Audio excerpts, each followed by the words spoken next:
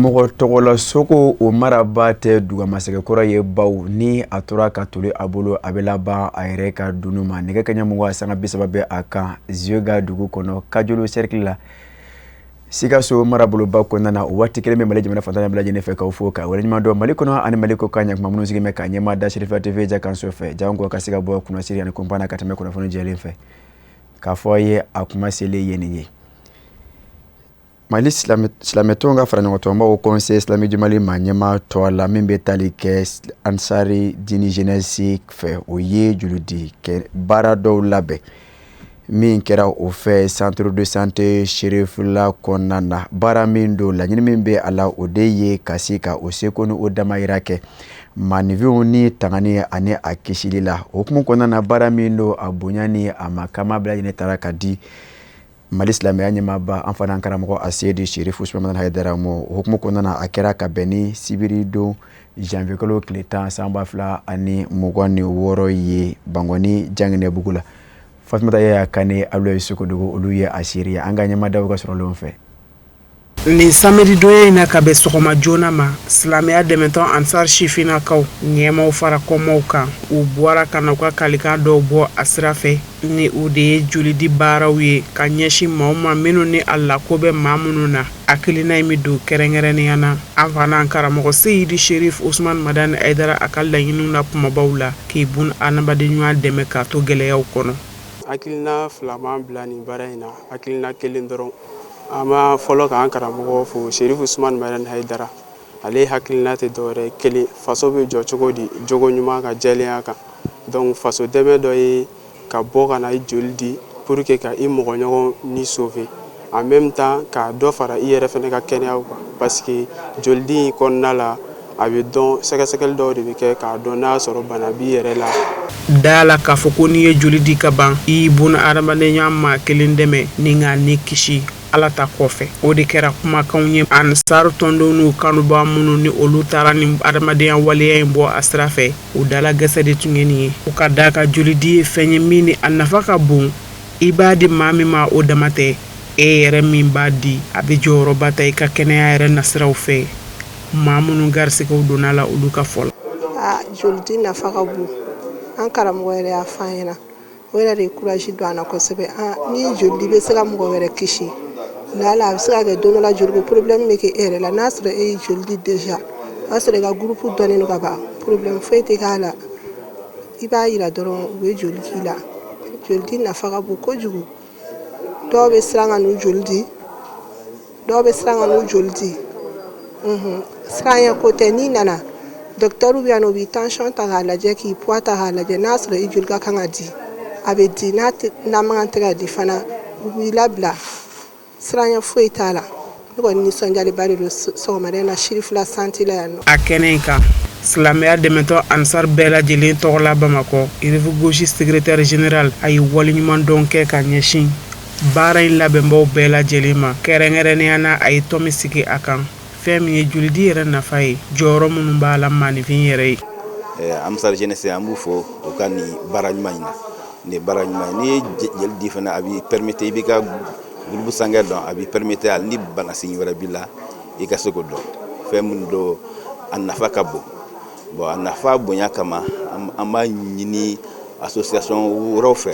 u ka se ka nin baara in yɛrɛ k'a ladege kuma ni kuma ka to ka bɔ ka jeli di pour que an ka dɔgɔtɔrɔso bɛɛ ka se ka jeli sɔrɔ très facilement ni hakilina in u kan ka fɔ baara ɲuman don k'a ɲini u fɛ u kana nin baara in dabila baara ninnu bɛɛ lajɛlen kɛra lakɔlɔsiliw kɔnɔ ni o de ye Mali jamana joli di soba Centre national de transfusion sanguine ka fara Cherifula kɛnɛyasoba n'o ye Centre de santé Cherifula ye a cakɛlaw ka kɔlɔsiliw n'u ka wulikajɔw kɔnɔna na nin baara min ye nin ye ni a bɛ don silamɛya dɛmɛtɔn Ansar Sifinakaw ka kalo 3 baara kɔnɔ a waleɲuman dɔnna kosɛbɛ joli marayɔrɔsoba cakɛlaw fɛ min ni u ye sɔnni sigi silamɛya dɛmɛtɔn Ansar ka wulikajɔ kan joli di sira fɛ Mali jamana kɔnɔ ko dogolen tɛ maa si la parce que an na o na k'a fɔ ko Ansar Dine mɔgɔ de ye e wele k'a fɔ ko a jolita man ɲɛ a man deli ka bon ne kɔni m'a ye fɔlɔ a bɛɛ ɲɛna i bɛ n'i nana i b'a dɔn ko et puis u organiser len cogoya min na u labɛnnen don cogoya min na des fois kuma caman na an de bɛna retard la c'est pour dire que u ka cɛsiri yira u ka ala kanuya o b'o fana yira yɔrɔ dɔw la an bɛ taa hali i bɛ taa hali foyi tɛ yen des fois ni ma farata a bɛ se ka segin mais o man deli ka kɛ Ansardine na ani fana k'a dɔn k'a fɔ ko en tout cas pour le moment Banque de sang kɔni ma se ka foyi kɛ Ansardine ye mais u k'a dɔn k'a fɔ ko an wasalen don et puis an ka tanu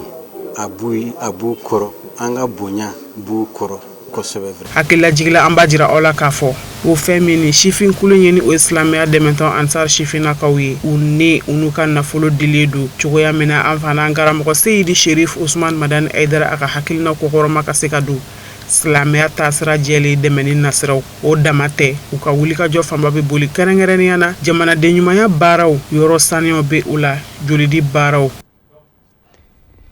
Mali jamanakuntigi General d'Armée Assimi Goïta a ka sankuraw laseli la a ye tɔmi sigi hakilina damadamaw kan madama bɛn sabatili bɛ o la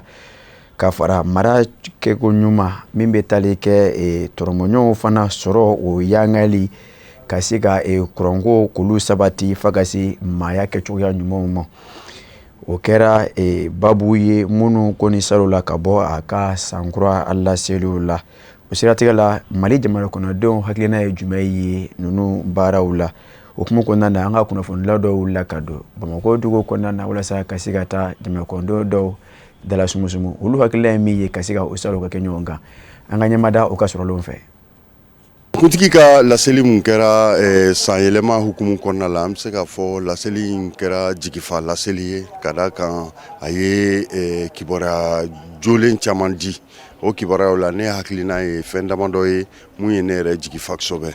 n bɛ se k'o fɛn damadɔ kɛ jumɛn ye o ye k'a fɔ partiw disulen kɔfɛ an ka politikitɔnw disulen kɔfɛ ko maaw bɛna ɲininka walasa charte des partis politiques ani loi minnu bɛ politique gérer Mali la ko o loi bɛ se ka taa sur de nouvelles bases o ye fɛn ba ye mun bɛ se k'a fɔ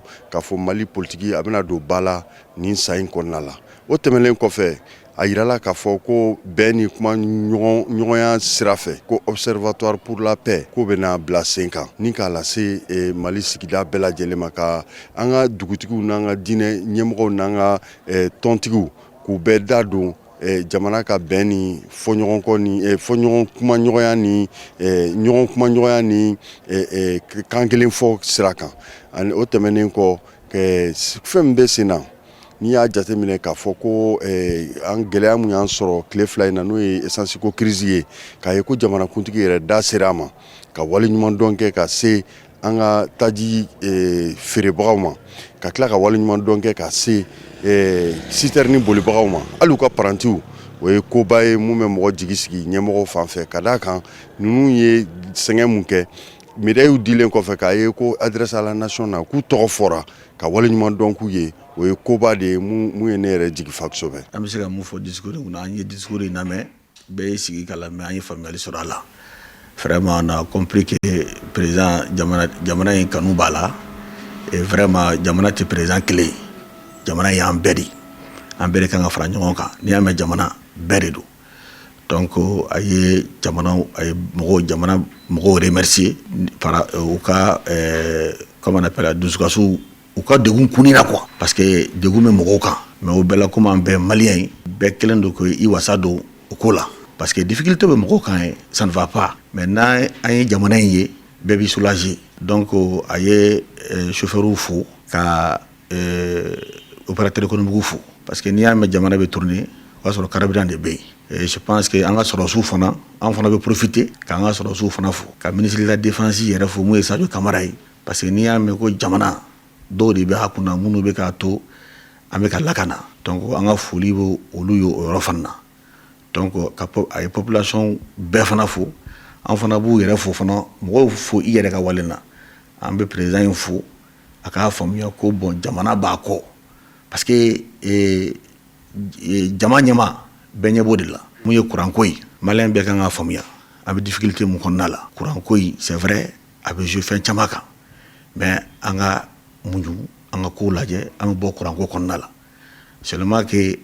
an ka hinɛ ɲɔgɔn na parce que hinɛ tun banna jamana in kɔnɔ n'an hinɛna ɲɔgɔn na o b'an ka ko caman nɔgɔya mɔgɔw ka da la ko économie ko in bɛna nɔgɔya parce que u ye banque kuraw créer jamana caman farala ɲɔgɔn kan olu jamanaw faralen ɲɔgɔn kan je pense que u fana bɛ ka sortir de crise de ɲini parce que économie an tɛ se ka kuma économie kuma ka tant que on dépend n'an bɛ dépend ni mɔgɔ la quoi c'est-à-dire il faut que qu'on soit indépendant économiquement an k'an yɛrɛ ta quoi n'an yɛrɛ ka ressources de bɛ an ka fɛnw bɛ garanti o de b'a arranger ni mɔgɔ wɛrɛw ka an garanti ye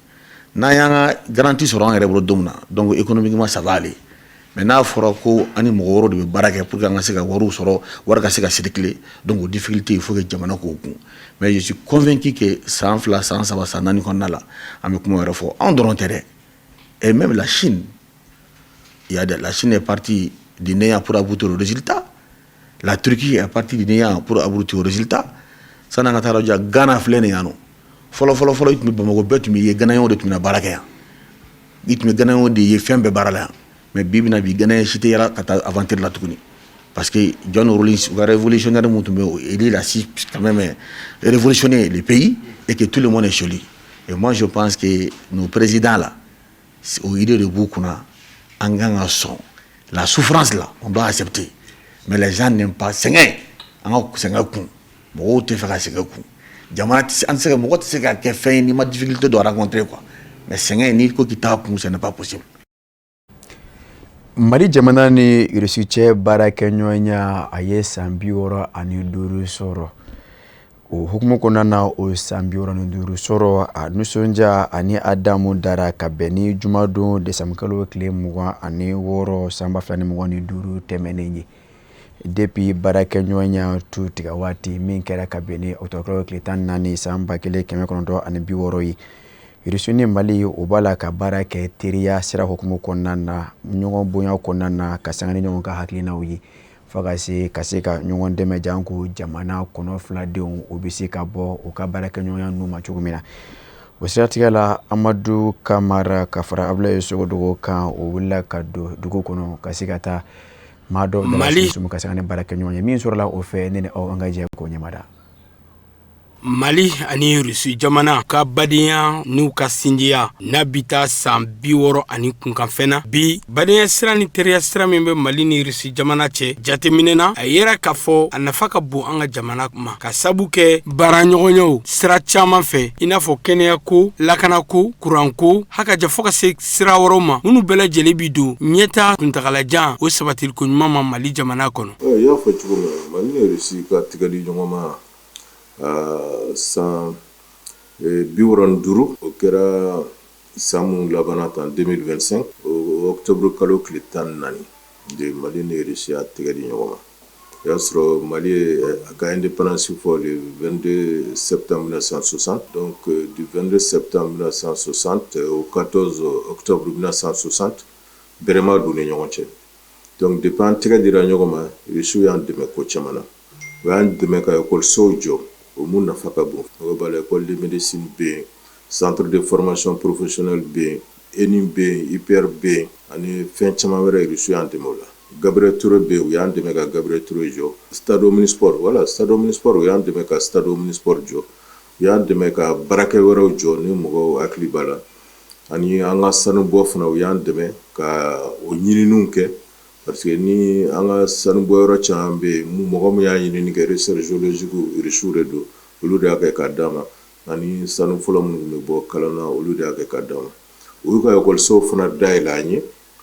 mɔgɔ caman de taara kalan kɛ Russie ye mɔgɔ min formé an ye a ka ca ni mɔgɔ 10,000 ye Russie ka juru tun bɛ an na Russie ka juru tun bɛ an na donc en 2003 o ni ɲinan cɛ ɲinan bɛna kɛ a san 23 ye donc en 2003 o san laban 2003 la Russie ka n'i y'a jateminɛ u ka dollar wari la u ka 124 millions de kun juru b'an na o 124 millions ni Russie ko k'u yafara ma u y'o to an bolo o ye fɛn Mali wari miliyari caman de ye donc u jɛra kɔ bibi in na an n'u ka tigɛdi ɲɔgɔn ma la an mago bɛ fɛn fɛn la n'a seba ye k'a sara Russie b'a di a ma tɛ fɛn jagoya nka an fana tɛ fɛn jagoya kan donc fɛn bɛɛ bɛ kɛ bonya ni karama de kɔnɔ bɛɛ k'i ta sɔrɔ an mago bɛ marama fɛn la bibi na Russie a bɛɛ dayɛlɛ an ye ne mɔgɔw hakili b'a la an ka président dɔ tɛmɛna o de la ka kasi ko wari b'a bolo mais ka marama fɛn san ka se an ka jamana lakana a ma se Russie duguba ɲɔgɔn n'olu ko k'u bɛ jɔnjɔn ta ka d'i ma kɔni b'a dɔn nisɔndiya don danaya don donc a ye nisɔndiyaba de se ma parce que ni jɔnjɔn y'a yira de k'a fɔ mɔgɔ min sera ka balimaya sinsin lakanabagaw ni ɲɔgɔn cɛ Russie lakanabagaw ani Mali lakanabagaw ni ɲɔgɔn cɛ donc u bɛ jɔnjɔn sugu di o de ma sankura in na n bɛ Ala deli dɔrɔn Ala k'an ka kɛlɛkɛcɛw kisi Ala ka kɛnɛya d'u ma fɛn fɛn binna Ala k'u garijɛgɛ kɛ alijinɛ ye n bɛ aw fo Sirifula TV a ka foli bi yan an'an ka karamɔgɔba yɛrɛ n'o ye n kɔrɔkɛ Serifu Madani Hayidara a ka sanbɛ foli bi yan ko Ala ka ɲɛmɛ Ala halisa Ala ka kɛnɛya di Ala k'an to ɲɔgɔn ye ni san 65 in min kɛra badenya sinjiya ani teriya dumana ni Fédération Russie cɛ malidenw ka fɔ la a kɛra tare ye bawo a ye ɲɛda kura di Mali jamana ma kɛrɛnkɛrɛnna an bɛ don min ko bi n'o ye furancɛrɛ fanga kuma ye ni k'i bɛ i da don Russie ni Mali ka jɛ la depuis an y'an ka yɛrɛma hɔrɔnya ta ka se bi ma a kuma i tɛ se ka kuma i tɛ se ka ban kuma la parce que Russie ni Mali ka jɛ a kɛra jɛ ɲuman don jɛ min ye a to an sera ka d'abord an sera ka bɔ tubabu faransɛw bolo minnu y'an coloniser an sera ka b'u bolo o kɔfɛ fana u y'an dɛmɛ ka se k'an ka Mali base sigi a base ni ko base o y'a du ye militaire côté yɛrɛ dama k'an ka Maliens former sɔrɔsiya la ka minɛnw d'an ma sɔrɔsiya kɔnɔ a y'a to a wagati Mali armée tun ye armée ba ye minɛn minnu tun b'an bolo a minɛnw a ɲɔgɔnna tun ka dɔgɔ a y'a to baara kɔnɔna na usine ko la Mali sera k'a ka usines sigi fo ka taa 1968 n'i tun ye jate minɛ an ka sigidaw la Mali ɲɔgɔnna tun ka dɔgɔn industrie la kalan sira fɛ u y'an dɛmɛ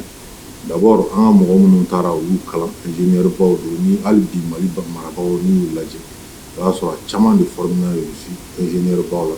kalan ninnu tun bɛ kɛ fu ka sɔrɔ nafolo tɛ an tɛ Mali tɛ nafolo bɔ u y'an dɛmɛ o la komi n y'a fɔ u y'an dɛmɛ industrie la u y'an dɛmɛ kɛnɛya la taabolo kan et puis diɲɛ bolo kan u y'u jɔ ani ko caman cɛ a y'a to an ka jamana ɲɛmɔgɔ fɔlɔ minnu bɛ yen u sera ka fanga sɔrɔ kumakanw bɛ taa yɔrɔ jan kosɛbɛ n'i ye Russie yɛrɛ jateminɛ Mali dɔrɔn tɛ Afiriki dɔrɔn tɛ Russie ka dɛmɛ sera jamana caman ma dɛmɛ ninnu ma kɛ k'a fɔ n bɛ nin kɛ n bɛ taa n'i ka nafolo ye n bɛ taa n'i ka nafolo walima n bɛ sigi i ka jamana na i ka nin fɛn ta contrairement à d'autres pays an y'an bolo di minnu ma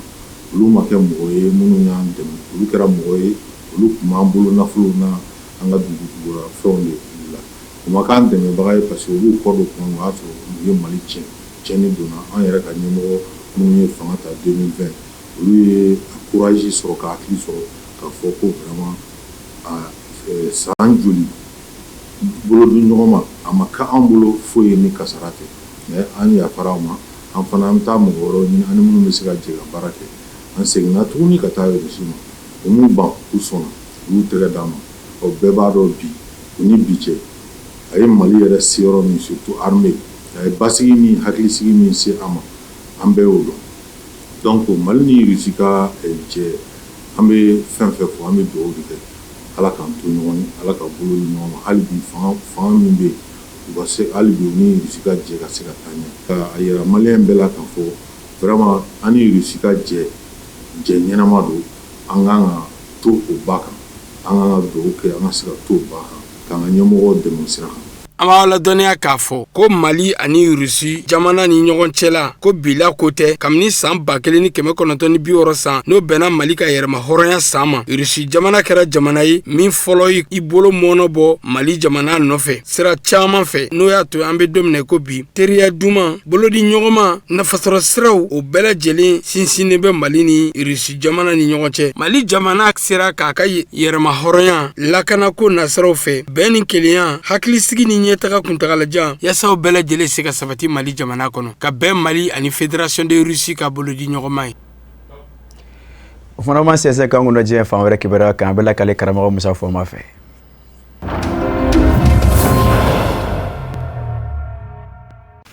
Sénégali jamana ɲɛmaaw ye a jira k'a fɔ diɲɛ seleke naani tɔnba Nations Unies warisoba Fonds monétaire international la FMI ka laɲini tɛ se ka dankɛnɛmaya a ye Sénégali jamana kɔnɔ cogo si la. Tiɲɛ don FMI ka laɲini don nka a tɛna se ka kɛ. Kɔrɔfɔ min na ka bɔ Sénégali jamana minisiri ɲɛma Ousmane Sonko da. Bawo diɲɛ seleke naani warisoba Fonds monétaire international FMI a b'a fɛ juru min bɛ Sénégali jamana la n'a kɛn bɛ gɛrɛndɛba ye bi Sénégali jamana ɲɛmaa kuraw bolo. Macky Sall jamana ɲɛmaa kɔrɔ ka juru tali fo a kun y'a juru dɔw dogo yɛrɛ. O de n'an bɛ Sénégali jamana tɔ coron bi. Ko fɔ Sénégali jamana ka yɛ ni diɲɛ seleke naani warisoba Fonds monétaire international FMI ka laɲini dɔw ye. O ye laɲini jumɛnw ye? N'a ma ɲɛ ko u bi juru wɛrɛ don Sénégali jamana la. Gɛrɛndɛ bɛ gɛrɛndɛ la fɔ jamanadenw ka jɛ n'o ye. O dɔw bɛ se ka kɛ dɔ fara nzalenkaw ye jamanadenw ka. O dɔw bɛ se ka kɛ jamana cakɛda dɔw datuguli ye. O dɔw bɛ se ka kɛ jamana cakɛda dɔw yɛrɛ feereli ye setigi jamanaw ma. O dun tɛ taa gɛrɛndɛ kɔ bawo ni olu nana u bi tɔnɔ de ɲini jamanadenw ka dugu jɛ ko mugan da maaya kɛcogo jɔrɔ tɛ olu la. Sénégali jamana maa ɲɛmaakuraw b'an bɛ o de ma. Ousmane Sonko bɔra k'a jira k'a fɔ u b'u wasa don jamana sɔrɔ la juru min bɛ Sénégali jamana la u na fɛɛrɛ bɛɛ lajɛlen kɛ k'a sara. Fonds monétaire international FMI maa ɲɛmaaw kɛmɛ k'a jira k'a fɔ u jɔyɔrɔ bɛ ni Sénégali jamana juru ye bawo a ka bon. Ko n'i ye Sénégali jamana nafasɔrɔ siraw fara ɲɔgɔn kan kɛmɛ sara la n'o ye produit intérieur brut PIB ye ko juru in jɔn bɛ ni 132 ye. O kɔrɔ ye ko a ye nafasɔrɔ sira yɛrɛ dun fo ka laban ka dɔ yɛlɛ o kan. Nka Ousmane Sonko ko FMI maa ɲɛmaaw ka nin jate bɔlen ale t'a ye ten. N'i y'ale ɲininka ale b'a fɔ ko juru in 100 sara la ani jamana nafasɔrɔ siraw sanganen n'o ye produit intérieur brut ye ko 132 bɛɛ tɛ 100 sara la nka 119 don. A ko nka nin bɛɛ ye jatew ye bawo ni jate fɔra maaw bɛ sara nka yala jamana ɲɛmaakuraw ye saratika min da u ni Fonds monétaire international FMI cɛ u tɛ ka saratika bɔ a sira fɛ wa ko ɲininkali bɛ yen de o. Ko bawo ko juru min bɛ Sénégali la ko a se b'a ye k'a sara wa kabini olu nana fanga na nin y'a san 1 ni tila ye kumaw minnu fɔ bɛ juruw sarali la a kelen ma pan Sénégali jamana kunna ko wa Fonds monétaire international FMI maa ɲɛmaaw n'u tɛ min kalama u k'a dɔn k'a fɔ san 2026 min n'an b'o la jamana bɛna sɔrɔ min kɛ a ka nafasɔrɔ siraw la 100 sara la o mugan bɛɛ de bɛna bila juru sarali ka bolo ka jamana ni Fonds monétaire international FMI cɛ. Novembre kalo tɛmɛnen FMI maa ɲɛmaaw nana Sénégali jamana kɔnɔ ka juru dogolen wɔgɔbɛ ka bɔ Macky Sall jamana ɲɛmaakɔrɔ kun gɛn kun bɛ ka min dogo o nana dɔ fara juru yanga ka Sénégali jamana la fa jagoyara FMI maa ɲɛmaaw ka u ka ɲini Sénégali maa ɲɛmaakuraw fɛ u ka don u dɔngɔda fɛ nka Ousmane Sonko ma sɔn. Ousmane Sonko y'a jira k'a fɔ a kana kɛ maa ɲɛna k'a fɔ ale yɛrɛ de bannen don k'a kelen ni kun don dɛ. Jamana ɲɛmaa Basiru Jomayi Fayi hakilina de don k'a fɔ an tɛ se don diɲɛ seleke naani warisoba Fonds monétaire international FMI dɔngɔda fɛ bawo juru min b'an na n'an m'o sara cogo ɲini ko ka juru wɛrɛ ta k'an dɔ coro ka taa setigi jamanaw minnu b'u ka nafolo labaara an ka jamana kɔnɔ olu bɛna bin ka siran u ka nafolo labaaratɔ an fɛ yen k'a fɔ an ye farati jamana ye o tɛ tɔgɔ ɲuman ye Sénégali jamana ma. Sénégali jamana dun b'a fɛ k'a ka yɛrɛma hɔrɔnya de ta a se ka ye a ka nafasɔrɔ siraw la. Ameriki jamana ɲɛmaaw ye a jira araba tɛmɛnen k'a fɔ u b'u ka dɛmɛ bɛɛ tigɛ Somali jamana na. Donald Trump ka fanga kɛ bɛ k'a jira k'a fɔ a jigin bɛ Somali jamana ma ɲɛmaaw la bawo u bɛ ka hadamadenya dɛmɛ minnu bɛ kɛ Somali ka denw ye k'a sababu kɛ gwɛlɛyaba bɛ Somali lakanabaliya y'a sababu ye. K'u y'a ye k'a fɔ Somali jamana ma ɲɛmaaw bɛ ka o dɛmɛ ninnu fɛnɛ kumaniya ma nanama sumanenw mɔ jamana denw mɔ k'u to degun na. Bɛɛ dun b'a dɔn k'a fɔ Somali jamana furadama a siri bɛ dɛmɛ de la diɲɛ seleke naani dɛmɛw. Amerika jamana lakana jakulu kerengerene de nana jira k'a fɔ Somali jamana ɲɛmɔgɔw Amerika jamana bi dɛmɛ o dɛmɛ ɲɛsin jamana denw ma u b'u kuru a dɛmɛw nga wa ko kɔsa in na Somali jamana ɲɛmɔgɔw ye lakana tigilamɔgɔw bila ka taa Diɲɛselikɛnɛ ni tɔnba Nations Unies bolofara min ɲɛsin bɛ baloko ma programme alimentaire mondial PAM u ka magasin ba min bɛ yen k'o tan ka yɛrɛ kɛ balo ɲɔw minnu kun bɛ a kɔnɔ tɔni 76 ɲɔgɔn na k'o bɛɛ ta ka taa n'o ye a barata o balo ninnu ɲɛsinnen kun do dɛsɛbaatɔw de mɔ Somali jamana kɔnɔ Amerika jamana jɔn bɛ Somali jigiya la ka sabu kɛ ɲinanya san 35 ye Somali jamana b'a sen zabara kɔnɔ ka sabu kɛ lakanabaliya ye Donald Trump dun fura dama kɛmɛ ka jira k'a fɔ e maa o maa n'i kɛra cɛnikɛla ye jamana dɔ ɲɛmaaya la k'a n'i tɛ wa ko Somali jamana ye dangɔli dɔ de sago nin ye Amerika jamana ɲɛma Donald Trump yɛrɛ de ɲugun bɛ bi Somali jamana denw na bakuruba la jamana ɲɛmaw kɔfɛ minnu bɛ tunga la Amerika jamana kɔnɔ Donald Trump bolo olu kɛ bɛ cɛnikɛlaw ye kɔsa in na dɔ ye ŋwara da Amerika jamana de dɔ la Amerika jamana mara dɔ la ko Minnesota o ko in ye Amerika jamana ɲɛma Donald Trump tɔɔrɔ kojugu kabini o kɛra a tɛ ka Somali jamana denw filɛ ni ɲɛɲuman ye Amerika dugukolo kan nka ko in bɛ ka kɛ ka bɛn ni kuma ye fana kuma min ni Amerika jamana ɲɛma Donald Trump jɛɲɔgɔn jamana Bani Israɛla minisiri ɲɛma Benjamin Netanyahu kɛmɛ ka Somali mara murutilen Somaliland lakodɔn a dama jamana ye kuma talen yɛrɛ sɔrɔ Diɲɛselikɛnɛ ni tɔnba Nations Unies ɲɛmaayaso la Amerika jamana nɔnabila kɛnɛ ka ye ale ka kuma ni jamana dɔw lasigidenw ka kuma ma taa fan kelen fɛ bawo Amerika jamana lasigiden y'a yira k'a fɔ ale bɛ Somali jamana lakodɔn a dama jamana ye nka Bani Israɛla jamana fana y'a dama jamana ye a bɛ daga ye a ka jɛ don ani maa cɛ maa min ma n'a diya ani kɔnɔ cɛ kɔnɔ min ma n'a diya caman jɔrɔn bɛ bi farafinna biɲɛkolomaya jamana in fanfɛla la n'o ye Corne de l'Afrique ye k'a sabu kɛ sebabulakaw minnu kɛmɛ ka mugu ni kisɛ ta Somali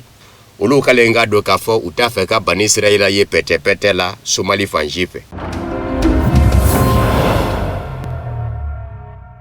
Iran ka lasigiden Diɲɛselikɛnɛ ni tɔnba Nations Unies kɔnɔ Iran jamana tɔgɔ la Emir Sayed Eravani a ye sɛbɛnni kɛ ka ɲɛsin Diɲɛselikɛnɛ ni tɔnba Nations Unies ɲɛma mɔ ni o ye Antonio Guterres ye ani a ɲɛmaayaso Conseil de sécurité président Abubakar Dahir Usman k'a fɔ Amerika jamana ɲɛmaw bɛ wuli ka jɔ dɔ la Iran jamana den dɔw nɔfɛ minnu bɛ nisɔngoya taamaw na ka Iran jamana sɛbɛkɔrɔ kalaya tile damadɔ ninnu kɔnɔ u ka wuli ka jɔ ɲɛsin bɛ Iran jamana sigicogo ɲini de mɔ a senzabara kɔnɔ ko Iran jamana ti jɛn n'a ye a ko Diɲɛselikɛnɛ ni tɔnba Nations Unies ɲɛma Antonio Guterres ka fara Conseil de sécurité a président Abubakar Dahir Usman nga n b'aw ladɔnniya k'a fɔ n bɛ ka nin sɛbɛn ka ci aw mɔ ni n ka jamana ɲɛmɔgɔw ka diɲɛ de ye k'an ka nisɔngoya jira n ka jamana tɔgɔ la n'o ye Iran ye k'a fɔ Amerika jamana bɛ min na nin ye n'a ni Bani Israɛla tɛgɛ bɛ ɲɔgɔn bolo ka t'i yɛrɛ sɔrɔ wali jamana kunkankɔrɔ ni bagabagaliw ye ka a den dɔw su ka kɛ cɛnni kan ko kɛta tɛ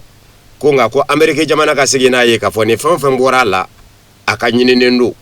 an b'aw ladɔnniya k'a fɔ Donald Trump fɛ yen ani a ka taji bɔ cakɛdaw ɲɛmaw ni ɲɔgɔn ye la a da sera a ma k'a fɔ ni Iran jamana ma ɲɛmaw ko u bɛ bɔnɛ banfula don nisɔngoya taamanaw kun na Iran jamana kɔnɔ i n'a fɔ u bɛ deli ka kɛ cogo min k'u ka jamanadenw fa ko Amerika jamana laban bɛ don ni mugu ni kisɛ ye Iran jamana nɔfɛ Iran jamana maa ɲɛmaa wɛrɛ fana bɛ yen ko Mashallah Shamsul Faizi jamana ɲɛmaayaso maa don min ɲɛsin bɛ diɲɛ kunnafonikurako ni bɔlɔlɔ nasiraw ma ale y'a jira k'a fɔ Amerika jamana kɛwale tɛ bala maa na u dɛsɛli min kɛra Iran jamana na juin kalo la n'o kun ye Bani Israɛla tɔ bila u ɲɛ ka kɛlɛ bi Iran jamana kan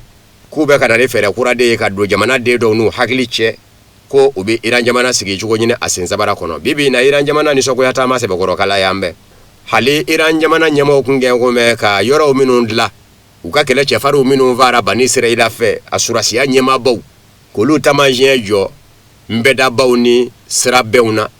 Iran ka denw de bɛ ka jara wele ka bila olu la k'u kari ka sabu kɛ ko Iran jamana nafolo dunda dɔ bɔra a fanga na o de ma bɛn u ma Italikaw ka minisiri ɲɛmaamuso Giorgia Meloni min lakodɔn bɛ k'a fɔ irisila ko in tɛ a mɔ dɔw yɛrɛ y'a jira k'a fɔ a ka minisiri ɲɛmaaya sɔrɔ Itali o de y'o sɛmɛndiya Giorgia Meloni n'a mɛ a jira k'a fɔ jɔnwala a ka kan bi nansaralatɔma Union Européenne jamanaw ni irisila jamana ɲɛmaa Vladimir Putin ka segin ɲɔgɔn ma ka kuma a ko ne bolo an kan ka sigi ka fɔ daminɛ ani Vladimir Putin jɛ wa Emmanuel Macron Faransi jamana ɲɛmaa da sera a ma kɔsa in na n bi jo di a ma ani kɛli ka kan Giorgia Meloni Italie jamana ministre ɲɛmaamuso ye nin kɔrɔfɔ lase kunnafoni di kɛnɛ dɔ de senfɛ a kɛtɔ k'i da don sanko baara kɛlenw na jamanadenw ye a ko min dora sa o ye jɔn de bɛna ɲɛsin sigikafɔ in de n'u donni mɔ anw ni Vladimir Putin jɛ o maa de kan ka ɲini baw a hakilina kunga mɔɔw bɛ fɔ ɲɔgɔn kɔ nka min ye ne yɛrɛ ta fa ye ani n ka jamana Italie n fɔra dama kɛmɛ k'a jira k'a fɔ a ka kan nasaratɔma Union Européenne ka maa kɛrɛnkɛrɛnnen bɔ i n'a fɔ Donald Trump ye maa kɛrɛnkɛrɛnnen bɔ cogo min Ukraine jamana kunga a ko nka min ye Eresila jamana kɔni zegini ye diɲɛ dankɔrɔba 7 ka jɛ kɔnɔ n'o ye G7 ye labɛn ma bila sen nka o ka se ka kɛ fɔlɔ a bɛ se ka kɛ don nataw la kɔni a ka kɛ ni bɛɛ kɛra nafɛn ye Eresila ni Ukraine jɛ a n'a bɛna na cogo min na u ni ɲɔgɔn cɛ nasaratɔma Union Européenne jamanaw k'a ye k'a fɔ dama kari u ka hakilinaw la min ye nasaratɔma Union Européenne yɛrɛ ye sa a ma ɲɛmɔw bɔra ka kuma k'a fɔ Vladimir Putin na janvier kalo tile 8 alamisa ka dugu jɛ janvier kalo tile 9 juma la a ka mugu filita Oreshnik min n'a y'a fili Ukraine jamana kan n'a ye cɛnniba don Ukraine jamana kɔnɔ ko nasaratɔma Union Européenne jamanaw ka sigi ni a ye k'a fɔ kangari da don u ye Amérique jamana ka sigi n'a ye k'a fɔ kangari da don u ye misiri Oreshnik mugu filita kura don Eresila jamana bolo min dɔnna sango a kelen filile Eresila fɛ Ukraine mugu filita in minamɛ minana ni y'o k'a la a bɛ kɛ mugu jugu ye n'u ko ma ko nucléaire o ye diɲɛ wuli mugu ye o baratu yɔrɔ bɛɛ la nka n'i y'o bɔ a la ka bɛrɛ bɛn ni diɲɛ kɛlɛkɛ minɛnw jariya ye o cɛnnikɛ nɔ fɛnɛ ka bon mugu in filile Eresila ni Allemagne faaba cɛ Eresilakaw y'a jira k'a fɔ miniti 3 ka taa se miniti 4 mɔ ani Faransiw ni Angleterre jɛ kɔni o ye miniti 8 ka taa se miniti 9 wali kelen ta ɲɔgɔn na a tɛ tɔli u mɔ cogo si la Eresila surasiya minisiriso ye laseli kɛ k'a fɔ misiri Oreshnik min filila u fɛ Ukraine faaba Kiev kan tajuru sara bere don bawo kɔsa in na Ukraine ma ɲɛmaaw ye Vladimir Putin ka so dɔ bɛlɛ ni drone 90 ye Novgorod mara la ko fɔ u ka bon ka tiɲɛ nka u ka sanfɛfɛnw kunbɛlaw ye a drone bɛɛ lajɛlen tiɲɛ ko tajuru sara bere de kun don Amérique jamana ɲɛmaa Donald Trump ye a jira k'a fɔ Greenland gun Danemark kɔnɔ a mago bɛɛ la wa Greenland na minɛ a fɛ ɲɛjugu ɲɛɲuman lajɛ dɔ senfɛ ani Amérique jamana taji bɔ cakɛda ɲɛmaaw cɛ ɲininkali tɛ ŋuna a la munna i b'a fɛ ka Greenland kɛ Amérique jamana dɔ ye a kɛtɔ a ye a nafolo bɛ taa hakɛ jumɛn na Donald Trump ko Greenland kun nka n t'a fɛ ka nafolo ko kuma fɔ ye a bɛ se ka kɛ don nataw la n da bɛ se a nafolo ko ma nka bi in na a diyara maa ye o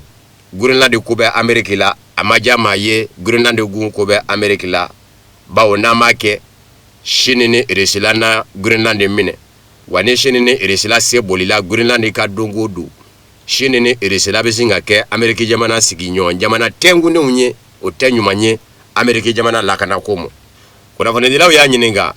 bɛɛ b'a dɔn bi k'a fɔ Donald Trump i se bɛ Greenland la i se bɛ nansaralatɔnba Union Européenne jamanaw la wa Greenland yɛrɛ a gun jiw minnu kɛn bɛ k'a lamini i se bɛ o jiw bɛɛ lajɛlen la munna hali bi o t'i bɔ ko fɔ i ka yɔrɔ in k'i ta yɛrɛ de ye ka kɛ Amérique jamana ta ye Donald Trump ye kunnafonidilaw jaabi k'a fɔ n'i ta y'i ka fɛn ye o lapasa cogo n'o labaara cogo ni fɛn ma k'i ta ye tɛ kelen ye bibi na Greenland ma se ka kɛ Amérique jamana ta ye o de bɛ ka kuma caya ne sigi k'a fɔ ko kumaw bɛ to ka kɛ nka n'a kɛra i ta ye dun o n'a ma k'i ta ye tɛ kelen ye dɛ a ko kuma t'a fɛ cogo min na Eresila ni Chine jamana se ka ye Greenland la o cogo kelen de fɛnɛ na a t'a fɛ Venezuela jamana ɲɛmaakuraw ni Eresila ni Chine fɛnɛ ka baara kɛ a b'a fɛ Venezuela ma ɲɛmaakuraw sɛmɛ yɔrɔ ka kɛ Amérique jamana dɔrɔn de ye don nataw la sa wa dan b'a la k'a fɔ minnu bɛ fanga na ye bi u cakɛɲɔgɔn tɛ kɛ jamana wɛrɛ ye ni Amérique jamana tɛ